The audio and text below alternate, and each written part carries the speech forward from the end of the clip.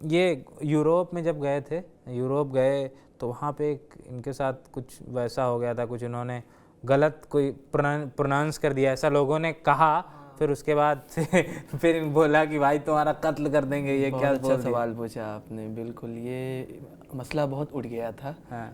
معاملہ یہ تھا کہ اقبال صفی پوری کا کلام وہ وہاں پڑھ رہے تھے اور عصمت توبہ کر کے وہ پورا کلام تھا.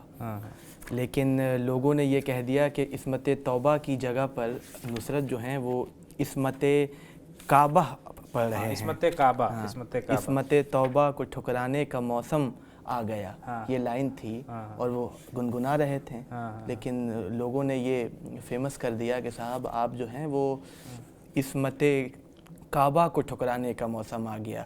مطلب کعبہ کو آپ ٹھکرانے کی بات کر رہے ہیں اور اس کی مطلب مسجد مکے میں جو کعبہ ہے اس کے بارے میں آپ کہہ رہے ہیں. تو یہ پاکستان میں جو خبر ہے آگ کی طرح پھیل گئی اور پشاور کا جو علاقہ تھا وہ پورا، وہاں سے ان کے نام کے ساتھ مرد آباد کے نعرے بھی لگے کہ جیسے ہی نصرت جو ہے وہ پاکستان آئیں گے ان سے یہ پوچھا جائے گا. اور کئی لوگوں نے تو ان کے قتل کے بارے میں بھی رائے جو ہے اپنی رکھ دی.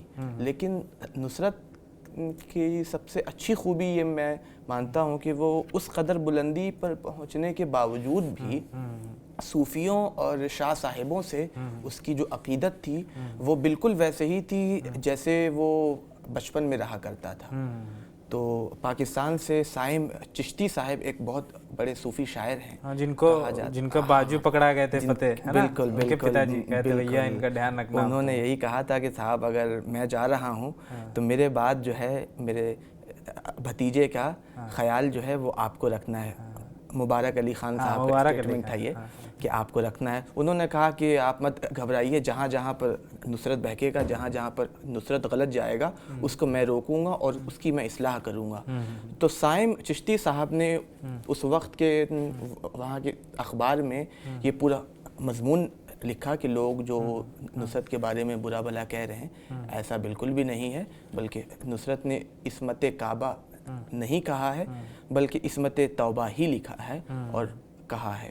پھر جا کر کے لوگوں نے اس چیز کو بند کیا.